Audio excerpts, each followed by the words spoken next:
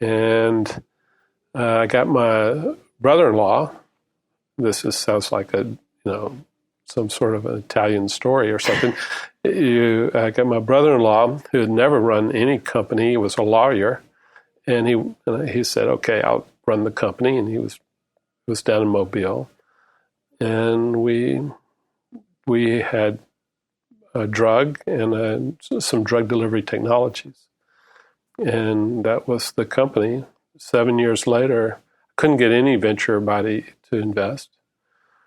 I went to a friend, and he gave me $500,000. It was a period of time when we didn't have any more money. And this is $400,000 from your family. $400,000 from the family. $500,000. And finally, $500,000 from him kind of saved the company. That was after I had mortgaged the house. So, can you imagine? Take money from your brothers and sisters.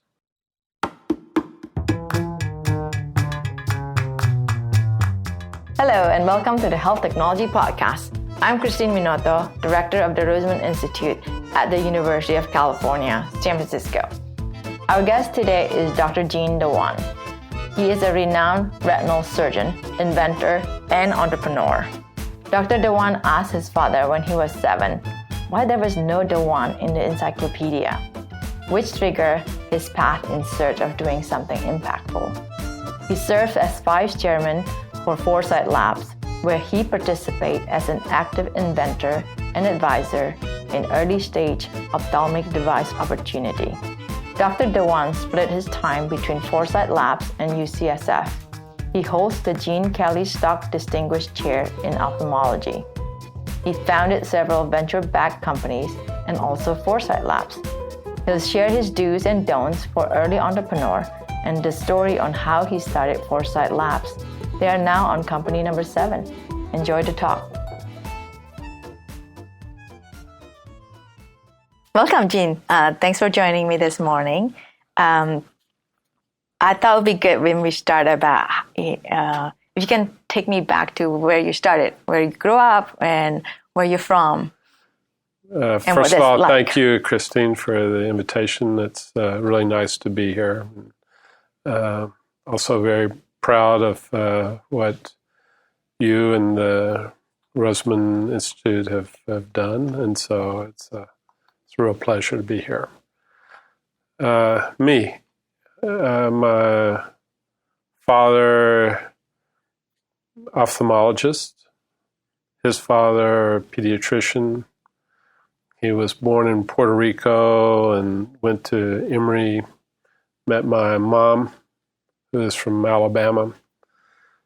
He did ophthalmology at Emory, medical school at Emory, and ended up in Alabama in practice. And so I grew up in Mobile, Alabama.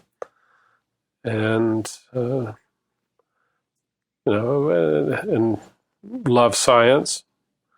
And I noticed one day looking at encyclopedia, there was no de Juan in the encyclopedia. Thought it was odd that every other name that I could think of, somebody had gotten into the encyclopedia, but there was no de Juan, and I just thought it was really odd. And how old were you then when you look at this? Maybe 7, 8, or something like that. And so I said, well, what do you have to do to get into the encyclopedia? I mean, it seems like do something significant. And so it was. I remember telling my dad I wanted to love science and I wanted to be a scientist. And he said, well, doctors do the same thing as scientists, but doctors get paid more. I said, okay, fine, I'll be a doctor. Did you ask him whether a doctor can be in the encyclopedia too? No, I didn't. I mean, it was just a thought, not a goal. Just funny why nobody no de Juan, and as far as I know, there's still no de Juan in the encyclopedia. We didn't even have encyclopedias anymore, so right. I missed the chance. Yeah, and I just kind of always wanted to be a doctor after that. I went to Emory, met my wife there. We dated for 4 years, got married 21,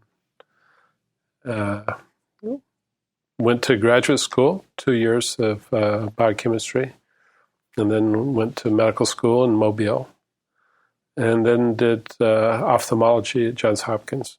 So you went back to your hometown? Went back to the hometown, and it was great. Had 2 kids there, and, just lived close to my folks.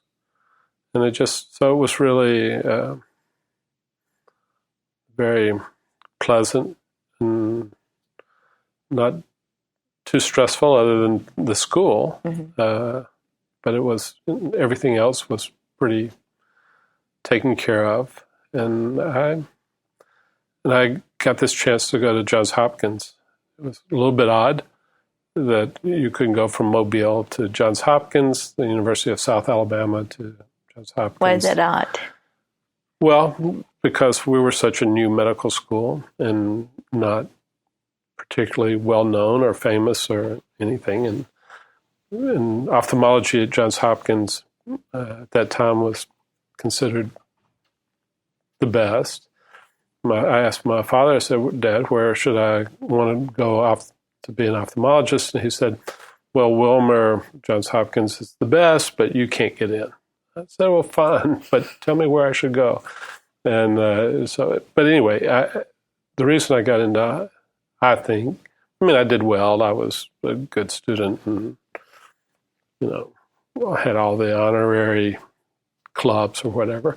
But that wasn't, the reason I got into ophthalmology was because of they had started the man who started the Wilmer Institute was Dr. Wilmer, and he was from Mobile. And the current director, Dr. Momney, was also from Mobile.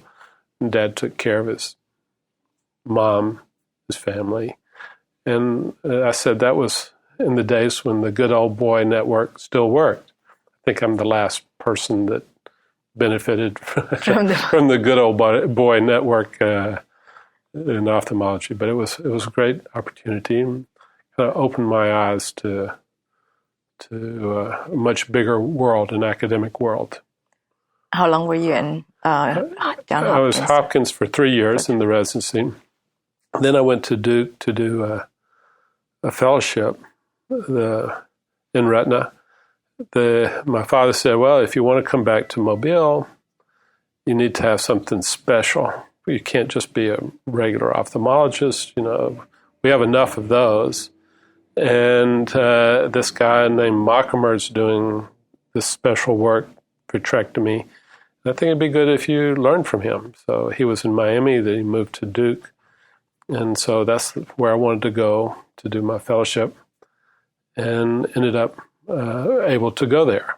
And so it was, and after I was there as a fellow for about 3 months, they invited me to stay on faculty, which was a big change because I'd always thought I was going to go back to Alabama, practice with my dad.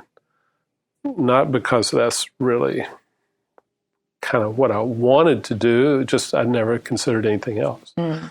And so when I got this offer, I said, well, maybe I should try it for a year. Yeah. And see how it goes. And so then. So your dad was in a private practice. Yes. And it seems like he kind of steered you in the right direction. Even though he told you not to apply to Johns Hopkins, but you kind of like, okay. Well, yeah, he was a big influence in thinking of what was good, and he would tell you, and so it was.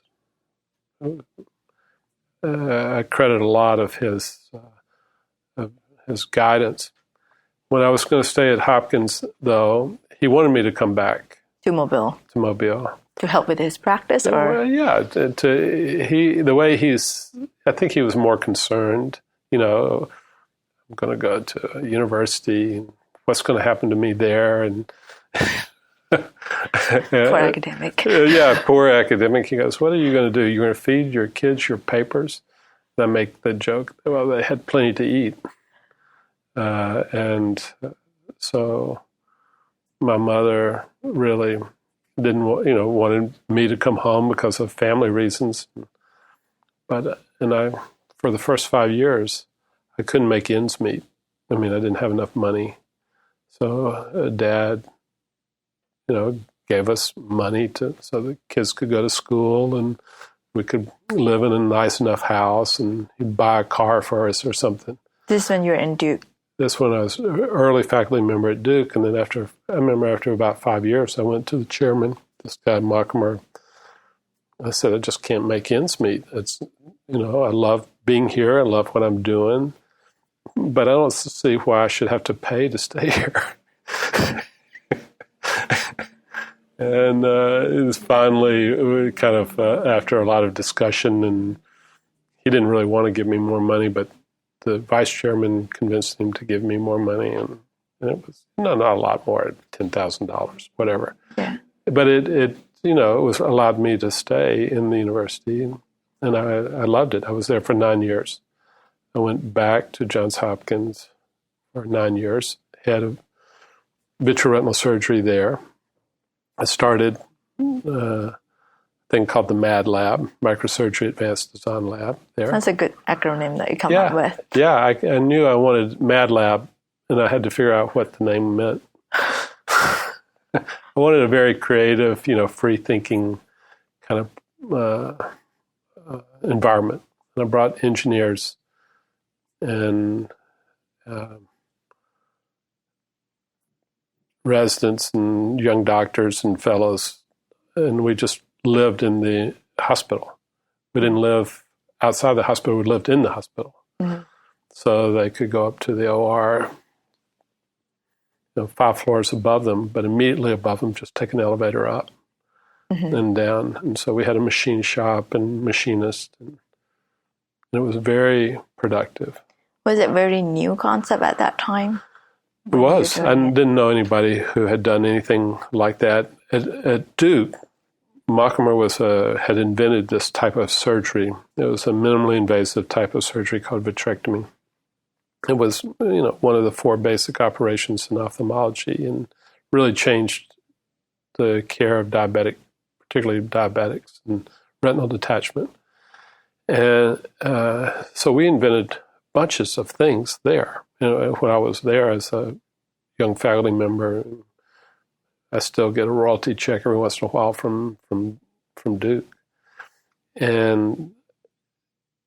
But it was only a machinist. So it's a doctor talking to a machinist building something. That's not bad. We did a lot. But I knew that if we had engineers, that we would be, and scientists, we would have a much more vibrant environment. And is it more because when you only have doctor and machinist, you tell the machinist what to do, and if you bring you tell him what you want and what you need. He was an instrument designer. He was extremely excellent. So I mean, a normal person probably wouldn't have been nearly as successful as this guy, Dyson Higginbotham, but still, it wasn't 10 fellows and 10 engineers and summer students and computer. It's just the environment. Creating an environment was in the MAD Lab. And we had over 100 invention disclosures to Johns Hopkins. They told me at the time that was the most productive lab, and it really was amazing, actually. And we did a lot of good things. Started a couple of companies. What are the couple companies? Can you share with us? It was the first one. The first one was called InnoRx. Another one was called Retina Labs. Retina Labs, we had commercial relationships with Bausch & Lomb and others. But Bausch & Lomb was our main relationship, and they would fund the lab. They were giving us, at that time, up to about $1 million a year. And we didn't pay very much for the students, either little or nothing often. So the $1 million went a long way. But they had the first right of refusal. But and we had a pre-negotiated thing that if we thought of it and we got a patent on it, they'd get we have a 5% royalty. And the royalty would pay back their payment of $1 million was a prepayment of royalty. And so we would charge up to 50% of it back in any 1 year. And we never paid back all of the royalty, I don't think. But they got a lot of innovation out of it. But there are many things they didn't accept because they didn't fit their strategic plan. And so we started a company just to collect the things that they didn't want or nobody wanted. And that was eventually sold to a company here in the Bay Area called Iridex, a laser company. And they, still just got a royalty check from Johns Hopkins from some of that. That was, over 20 years ago. That's pretty innovative as a university to allow you to start like a holding company. Yeah, and so, what are they going to do? You have an invention, you leave it there, or you manage it. We managed all of our own IP and we didn't pick the firm, but we did all of the licensing with the university. But we did it. We negotiated it. And, especially if you're having a lot of little inventions, the university we followed university policy, but they let us do it. And I think it was really good. And InnoRx was started with the university. It was out of research, not just in the Mad Lab, but other.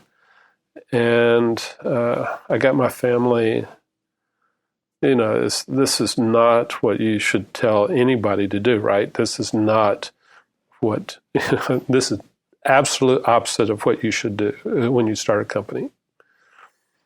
Okay.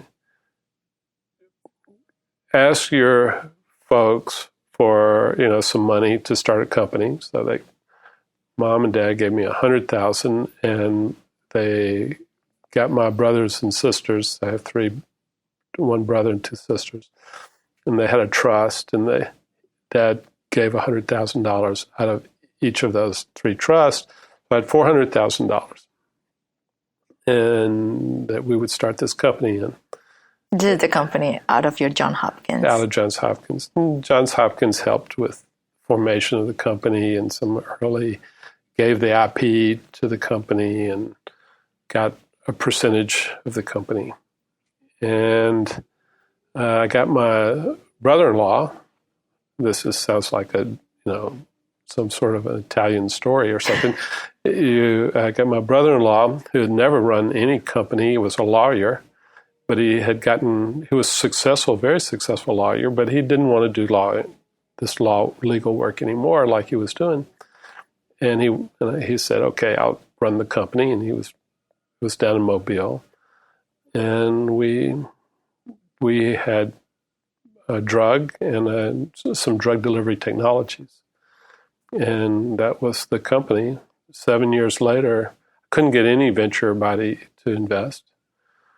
Went to a friend, like 85, Bud Simrow, and he gave me $500,000. It was a period of time when we didn't have any more money. And this is $400,000 from your family. $400,000 from the family. $500,000. And finally, $500,000 from him kind of saved the company. That was after I had mortgaged the house. So, can you imagine? Take money from your brothers and sisters. That's a lot of stress. Don't do it. Start a company with a CEO that's never even done anything in medicine or run a company. So no experience, okay, he's a smart guy. he was stingy. That was why he could make money last a long time. And and definitely don't take all of the equity out of your home and pay your brother-in-law you hadn't paid in 6 months. So these are all the things you shouldn't do, right? Yeah, but you did it. So I did it, and we got this delivery system that we had developed. We needed a coating to deliver the drug, so we went to Surmodics. I don't know if you know Surmodics. Surmodics was the guys that really started the J&J's drug-coated stent. It was their coating, and they figured out how to deliver sirolimus and really change the world with that stent. And so we went there and said, just give me the coating. I want to do it with steroid or with sirolimus. And we got the rights to that coating for our device. And Surmodics started then kind of getting anxious that we were going into a direction that maybe the license would be very valuable to somebody else, and they wanted to have more control. And so eventually they bought the company. Okay. So and how many years and how much money? We had a total investment of about a little under $4 million. And it was 7 years. That's a good. And they bought it, for $42 million. So where do you get the other $3 million? Not more from your brother? From Surmodics. Surmodics made an investment, a strategic investment, and then they acquired the company. And you had the previous relationship with Surmodics based on your work at Well, John it was Hopkins. initially a license, and then I remember I was in New Orleans, and I'm reading the paper, and I'm trying to think of how to deliver. I knew how to do it, surgically how to do it, but I didn't know a technology that would release the drug. Steroid was a good drug, and I'm reading the paper, and it said, talks about the J&J stent with the coating from Surmodics. I said, okay, call these guys. It was really, so that was the first, exit, significant exit. And, so your brother-in-law did not disown you, obviously. No, he loves me, and all my brothers and sisters. They all turned their 100,000 into $1 million, and so it was great. Yeah, that's a good, but you still don't recommend it. I don't recommend it. Why is that? I mean, for you, it has a good success. I think you're more likely to take your success and put it on number 19 in Vegas or something like that. I think we were really lucky, and I think that's just the way these companies can be sometimes. This podcast is sponsored by IO Life Science, a Silicon Valley-based medtech design and development consultancy, transforming your technologies into unique healthcare solutions. For more information, you can visit their website at www.iolifescience.com. I mean, we often hear or see, especially for first-time entrepreneurs, the first money tend to come from friends and family. Yeah. And because they don't know who you are. Yeah. I remember, one of my sisters, she had enough money, it didn't matter, but the other one, $100,000 was, an education for their kids or something like that. So, I mean, it was very significant to them. And, but anyway, it turned out okay. And I'm grateful and happy. And after that sold, then, things did change. People began to understand that, that we had a path, and we were very successful with the Mad Lab. I mean, that it's not that we didn't have multiple products out there. But you run Med Lab more like an academic. It was an academic. It had, other than royalty, the only way you could get any benefit from that was a royalty. And, it was great. The royalties from the Mad Lab, I'm sure it put, several of the key kids through college. Mm-hmm. So, I was very proud and happy about that. So you were in Med Lab for a few years, and then 9 years. 9 years. Then I left Johns Hopkins and went to USC for 4 years, and we started a translational institute. This was, 15 years ago, before I came here. And having a translational institute then was, people really didn't talk about translational medicine, or that was particularly valuable. And there was a lot of issues about conflict of interest, especially with physicians. And how do you navigate that? Because that's always being brought up even now at the conflict of interest, and being physicians and then startups and academia. Yeah, it's a very sensitive issue, and I think at the end of the day, it's just the physician that's involved, or the inventor, needs to, I think it needs to be disclosed. I think it needs to be okay, but it shouldn't be vilified. And I don't, hopefully it's not so much anymore, but it was very much 15 years ago. And, if a doctor made money with some product that had come out of his lab or something, it seems, probably something was wrong, or it was really, and so when I came here, ultimately at UCSF, at USC, it failed, and it failed because I wanted the institute, not unlike the Roseman Institute. I wanted it to reflect on quality of life. I said, it doesn't matter how many grants we get. It doesn't matter how many patients we see. It doesn't matter how many papers we write. It matters how much good we do. And I wanted to measure our success by impact on quality of life. I wanted us to work on big things. I wanted us to work together. I didn't want us to, and we took on business titles rather than academic titles. We weren't professor, assistant professor, that. We were director, manager, CEO. And these were false titles. These were not true titles. We weren't a business. We were a nonprofit. And I said, well, the Institute would take ownership in the companies, and that no individual would have ownership in the companies, but the Institute would, and we would have eventually a very vibrant and self-supporting organization. And eventually, after 4 years in an academic institution, it really does matter how many papers you write and how many grants you get and how many patients you see, regardless of what I said. But you're very successful in changing the model in Johns Hopkins. Why not?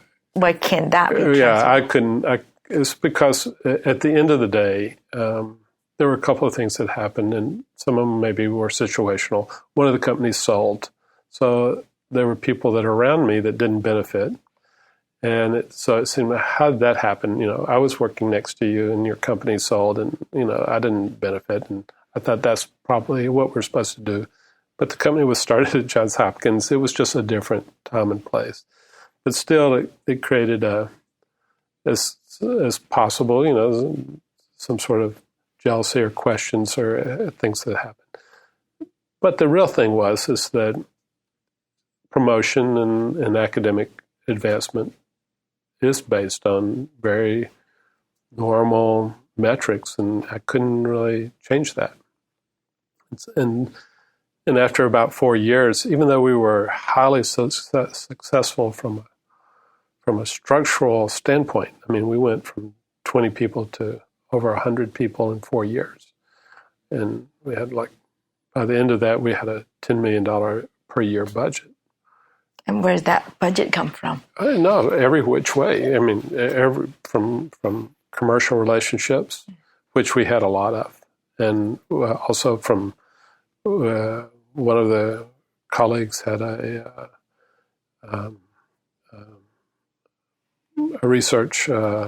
major research grant, engineering resource center, and so we had good clinical activity. So there was no component of it that hadn't worked, but it just overall working as a unit as opposed to an individual is just almost impossible in an academic setting, because you get promoted based on what you do.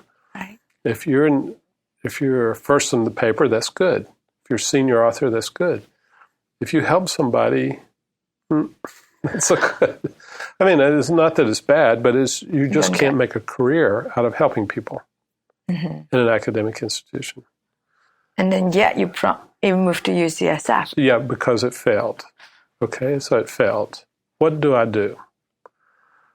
And Dan Schwartz and the chairman of the department, Craig Hoyt, reached out to me and said, we want you to come here. And I said, well, that'd be wonderful. I'd love to come here. But I'd like to do all this stuff. And said, well, and they really figured it out hard. And Marcia, the former head of the legal thing, and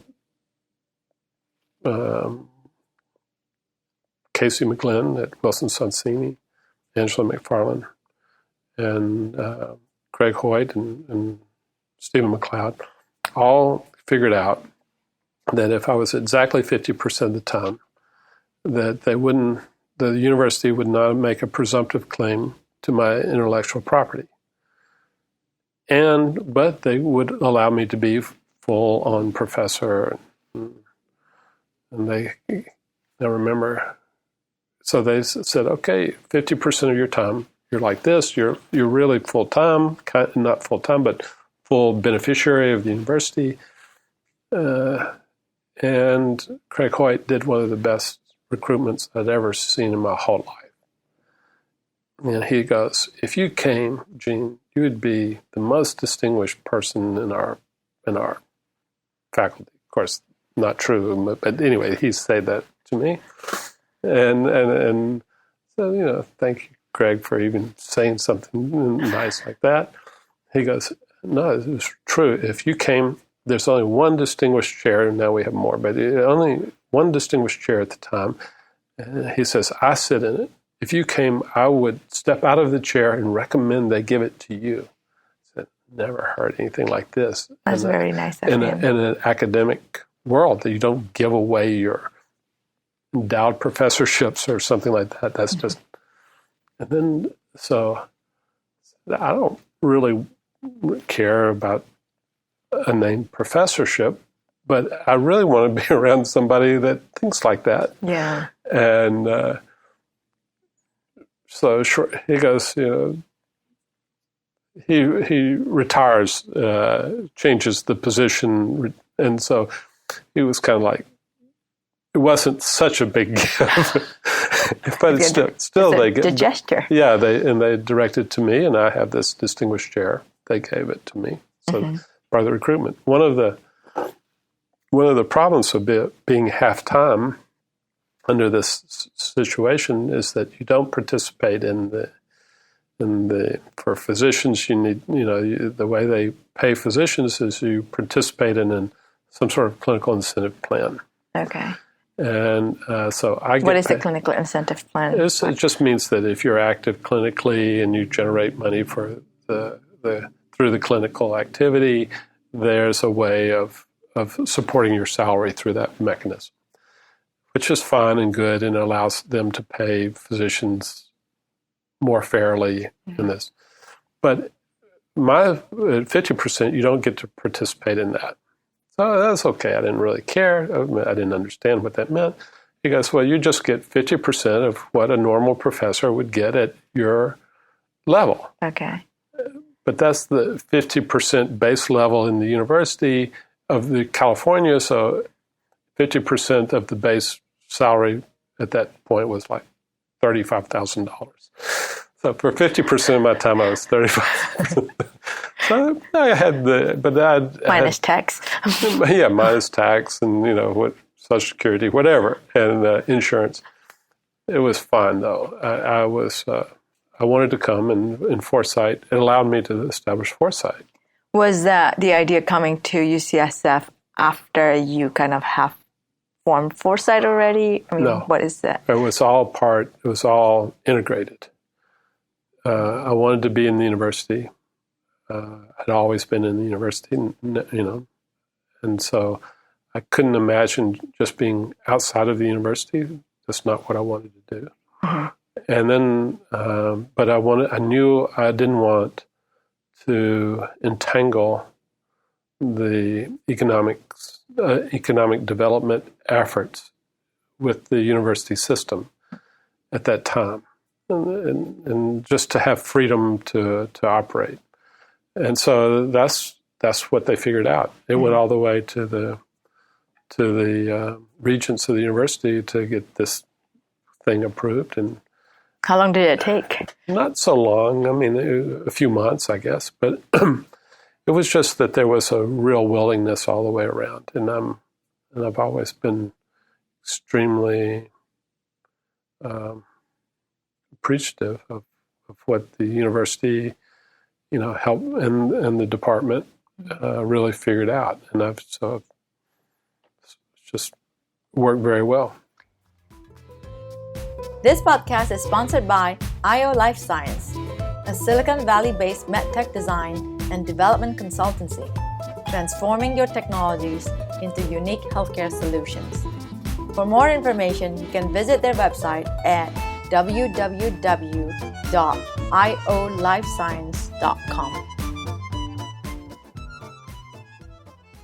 Tell me about ForSight. How is that getting formed, and what make you think it's kind of similar to what you're doing at Mad Lab a little bit, except the focus is more about commercialization. Yeah, so I knew that I had, by that time, sold a couple of companies and started a couple more. And so I knew that, that I wanted to be in an innovative, productive environment. That's what I wanted. That's what I like. And, and maybe reasonably good at it. And so I looked at different models.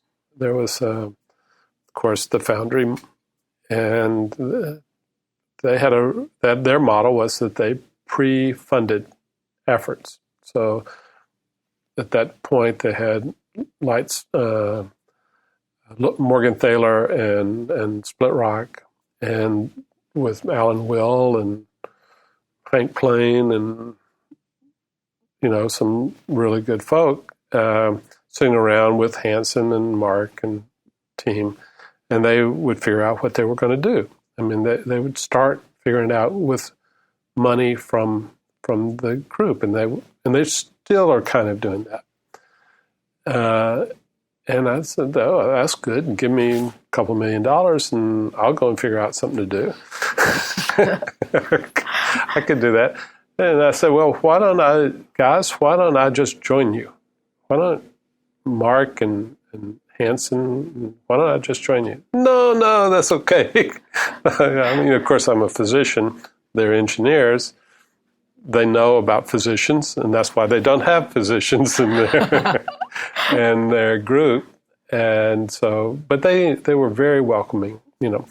ForSight was started as a sister out of the foundry with the same funding mechanism. It's Bill Link, who I had known prior, joined Inversant, joined these three. So they had three: Split Rock, Morgan Thaler, and Inversant. But you said earlier, Henson said, "Well, sure, we like you, but I don't want you to be part of it." Yeah, that was not part of the foundry, so it was separate than the foundry. We had different, just completely different. It was independent. Henson was the CEO of the first two companies, and as you know very well, our first hire into the first company was Dan, and so he did a great job, and really made that successful early on. And so we looked at other ones. There was a group out of Atlanta called the Innovation Factory, which I knew very well the folks there, Steve Wade and others. And so I looked at all of them. I looked at the Cinecore, which was another type of development. Bill Starling. Area, and Bill Starling and those guys. And so the JJDC kind of thoughts. And so they're all of together. The foundry seemed a lot more pleasant because it was pre-funded. And I liked, and it turned out that it was good for me. I started with a desk and a telephone, and that was it. And next to me was Angela McFarland's office.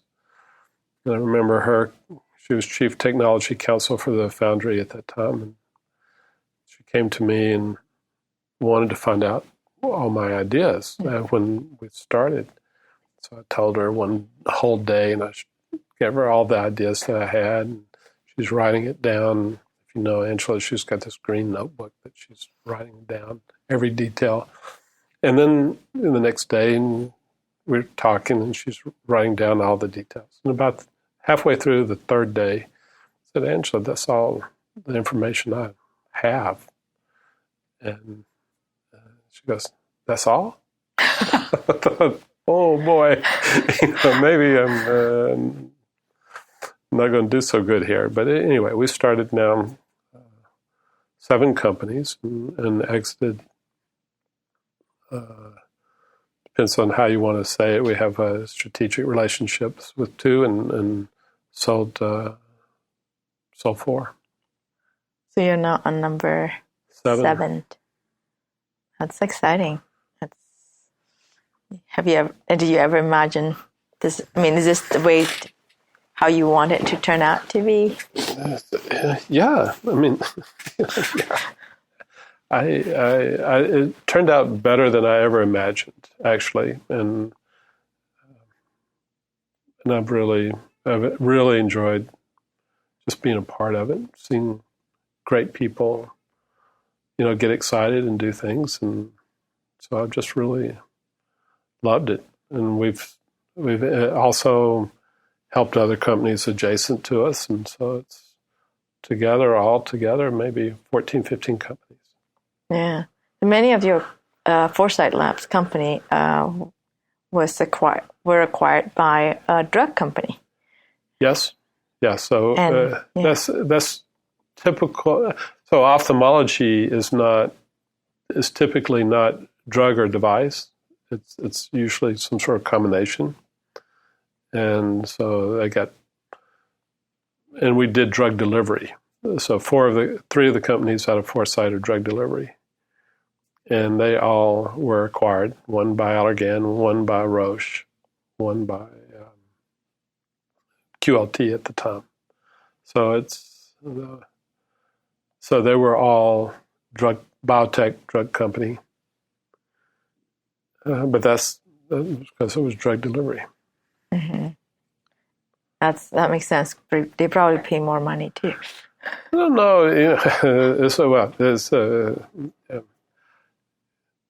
the thing that we've been doing more is trying to partner early to align if we can. For example, V4, the one we sold to Genentech, we had only $6 million into that company, and it got we had a license. We licensed, and eventually they acquired the company. You licensed their drugs, or more? They licensed our technology for their drug. It was called a port delivery system to deliver proteins to the back of the eye. And now it's in a phase 3, and we're excited, and hopefully that'll really change the way we give drugs. As you know, because of efforts here at UCSF, getting drugs, getting large molecules, proteins anywhere. Right now, the only way we do it is with injection, basically. And so this was a delivery system that could deliver large molecules for months.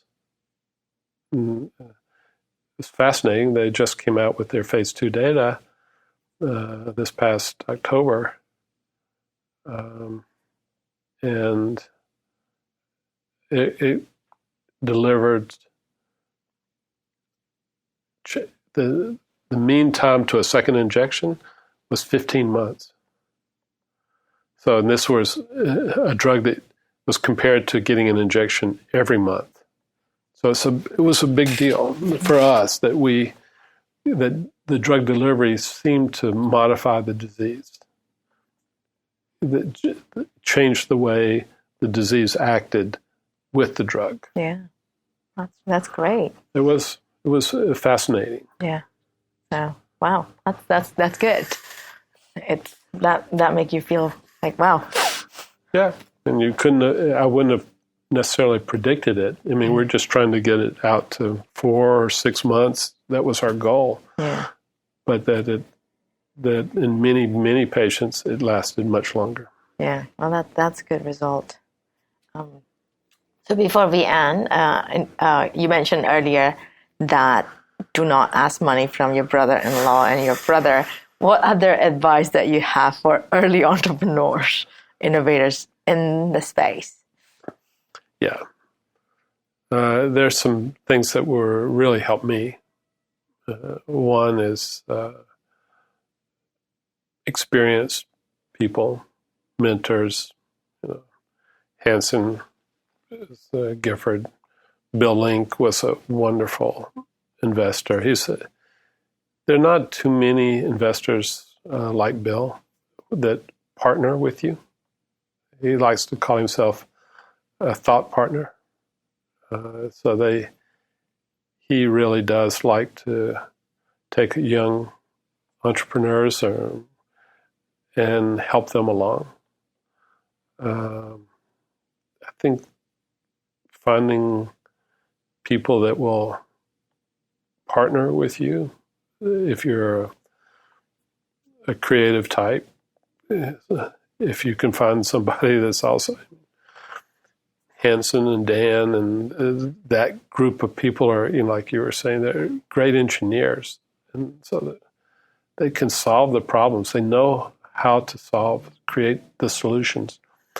I think having a physician, surgeon is really also powerful. I mean, they have a sense of what can work. So the combination of great engineers, great business people, and great kind of solutions, often from physicians, it's a really successful kind of thing. And nobody does it by themselves. I am much more, my whole life, been focused on success more than money. So I felt, and I think that's worked out well for me. there's some people, I mean, a lot of people made a lot more money than I did, but didn't have more fun than I have.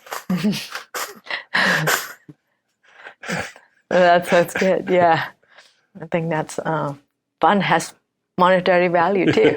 Well, it has life value for sure, right? Yeah, no, that's good. Well, thank you for You're welcome. Thank you. your time and sharing with us your story.